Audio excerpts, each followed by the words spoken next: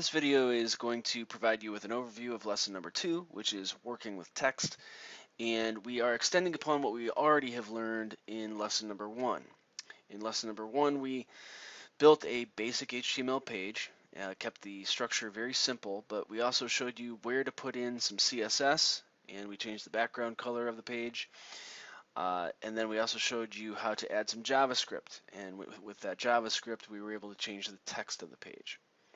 So it was quite small, but it showed you how everything should be structured, and we're going to continue that type of theme here in lesson number 2, but we're going to be adding quite a bit more content. So let me show you the overall objectives, and that is to learn how to use HTML text elements, primarily the heading tags, paragraph, how to bold, how to italicize, how to underline. There's even an element to pre-format text so that it stays exactly the way that you type it.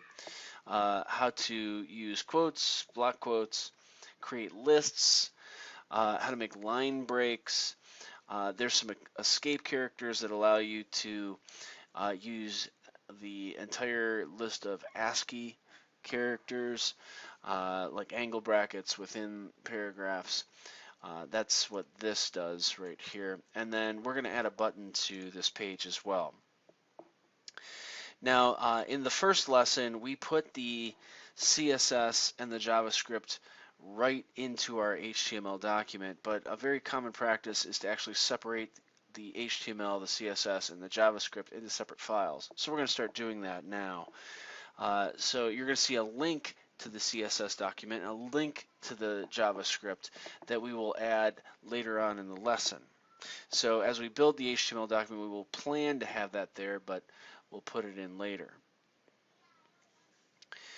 Now, when you finally get to the end of the building of the HTML, your page will look like this. So it's going to be saying working with HTML, working with text in HTML, and then it's going to explain what all the tags do. So we are building into this lesson text that teaches you what these tags do. So this is what it looks like when we get about a third of the way through the lesson. Then when we finish it out, we're going to be adding the CSS to it, and it'll look like this. So notice how the page has a gradient from top to the bottom, where it's darker up here and lighter down at the bottom. The headings all kind of pop. They are styled to be white text with a drop shadow on them. The first character in each of these paragraphs is a different typeface, a different font, with a powerful red color, so it too pops out as well. And it also has a drop shadow. Within the paragraphs, by the way, I also show you how to do bold. Here's the B tag. The underline and the italicize are also in here as well. We have some pre-formatted text, and this is what pre-formatted text does, is it keeps it exactly the way you type it in the HTML. And then we have the quotations down here that are both an inline quote, like for instance Neil Armstrong's quote that's one small step for man, one giant leap for mankind. The Q tag is actually adding the quote here for us, the quotation marks, so that we can style them. And then down here is a block quote. Notice how to the left of it I put a thin line indicating that we've got a little bit of a padding here, bumping it in. It's a very modern style. And down below we've got the lists. So we have a nested list down here of the solar system for the inner planets and the outer planets, and then we have the button down at the bottom, and the JavaScript is going to handle the click event. So if I were to go over here, by the end of the first phase, this button does nothing, but by the end of the lesson, you'll be able to do this. It's going to change the style based upon the click event in the button. So now let me show you some helpful references that as you move along, if you get stuck on something, or if you just want to know how something works, you should check out these sites that will explain to you exactly how to use something or what to use And these are the reference guides that I use all the time for just figuring out what your next step is. So the first one is for your HTML stuff. This page here, go to the top, is from the W3C. It's called the W3 Schools, meaning www, and it explains what all the different tags do. So for instance, if you want to know a lot of them are self-explanatory, but if you want to know, like for instance, what a div tag does, this defines a section in a document. So, and we'll get to that later on. Same thing for CSS. CSS can be quite overwhelming, but if you just take a look at the reference stuff, it'll tell you exactly how to work with stuff. So something like opacity right here, that deals with the transparency level. I can even click on this and oh, this is how you use it. You set it to a value between 0 and 1. So this would make something halfway transparent. And then JavaScript also has a reference guide by the W3C, and that's available here. So it's w3schools.com/JSRef. So like JavaScript reference. All right, so let me head back to the Google presentation, and just like you did in the very first lesson, you're going to need to create your own file folder for this web page and its resources. So go to your, if you made your folder on your H drive like in lesson number 1, go there and make another folder for lesson number 2. Now we're going to create a lesson 2 HTML document, and one way to do that is just to go to File, and a lot of times you'll already have a new one open, but if you don't, click New. Otherwise, click Save As and just type lesson2.html. And what this is going to do is it's going to create your web page for you. So I'm going to go ahead and save that. I already have mine typed out, so I'm not really saving much, but you get the idea. That's the next step. Okay, and then I'm going to move through this quickly because you'll be able to open up this presentation on your computer and look at all the code. But the very first thing to do is basically type up the basic HTML structure that we did in lesson number 1. So you're going to have the doc type declaration at the very top, so this would be like line number 1. On line number 2, you'll begin the HTML of the page, and then you're going to have a heading section, a body section, and a closing HTML tag. So this will get you set up, and then the following pages, which I'm going to move rather quickly through, are going to show you the code to squeeze in between. So lines 6 and 7 here, which adds the title and a link to the CSS, which you'll make later on, is going to be squeezed into the head section. So you're going to add some space into here and add lines 6 and 7 from this page. Okay, and then the next step is going to move you down into the body. So we're going to be adding this in here, and just to point that out, you're going to be squeezing in some space in between the opening body tag and the closing body tag, and you're putting this. So this is going to have the title of the page, that's the H1 up here, the first heading, and then the second heading, H2, is going to be called paragraphs, and then this text is going to be not only talking about how to write paragraph text and how to bold, italicize, and underline stuff, but also how to work with the pre-formatted text down here as well. Now the span is how we would do an inline CSS style. So this very first thing up here, what that's going to do is that's what makes the W, the T, and the T really big compared with the rest of the text, and red, and it drops its shadow. So heading back over here, we're putting this span tag around the first character in each one of those paragraphs. Okay, and then in step 5, we're basically doing the same thing, but in here we're talking about how to do quotations. So the H3 tag begins a new section for quotations, and here we're using, again, the ampersand and the less than, the LT, and the semicolon to create the less than symbol. And then over here, the ampersand GT semicolon, that is the greater than symbol. So that's how we're going to squeeze it in so that when we get over to here, we actually get this to show up.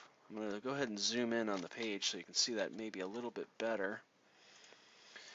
Here's an example right here in the middle. That's how you'd get this to show up. Otherwise, it would create an opening bold tag, and we don't want that. You can test that out for yourself so you can see the example on your computer. All right, in step 6, you're going to be explaining how a list works, and this paragraph is going to talk about the difference between an unordered list, which has like symbols like dots or even squares, versus an ordered list, which is numbered like 1, 2, 3, 4, or it has Roman numerals, and then there are many different languages that you can even access as well and use their numbering system. In step number 7, you actually create the nested list, and this is of the solar system here. We've got one list that shows the inner planets and one list that shows the outer planets, and we're going to throw some IDs in there later on for when we're doing our JavaScript.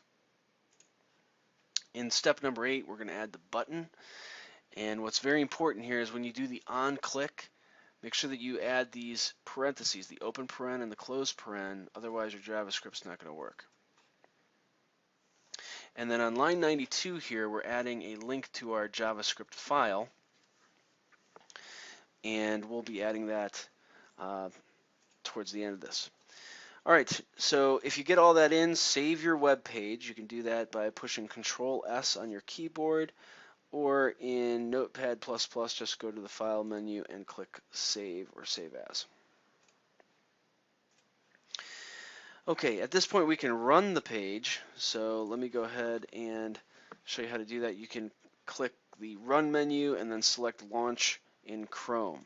So I'm going to go ahead and do that right now, and here's the Run menu, here's Launch in Chrome. You could also launch in IE, that's Internet Explorer. Some of you might have Firefox installed on the lab computers, or if you're doing it at home, or even Safari. You can see there's subtle differences in the way each one actually renders the page, because HTML, CSS, and JavaScript are interpreted languages. So each one of these browsers interprets it according to their rules. All right, so if I hit Launch in Chrome, I already have the styles and the JavaScript done, but I can go back to where I took them out. And this is what your page will look like at this point. And what you may want to try and do is just resize it and notice how the paragraphs change. But our CSS is going to keep each one of the sections on its own block. It's going to divide this page up into like blocks and basically stack them up so they don't accidentally overlap one another. But notice how the block quote is indented. The pre-formatted text, it looks exactly the way we wrote it over here in our HTML. And the lists over here are just default unordered lists. Okay, so back to the slideshow over here.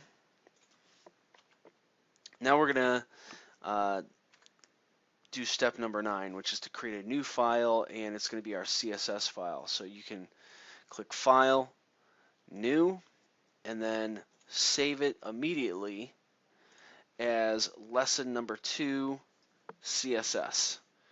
Now I already have that created, so I'm not going to click Save. I'm going to click Cancel.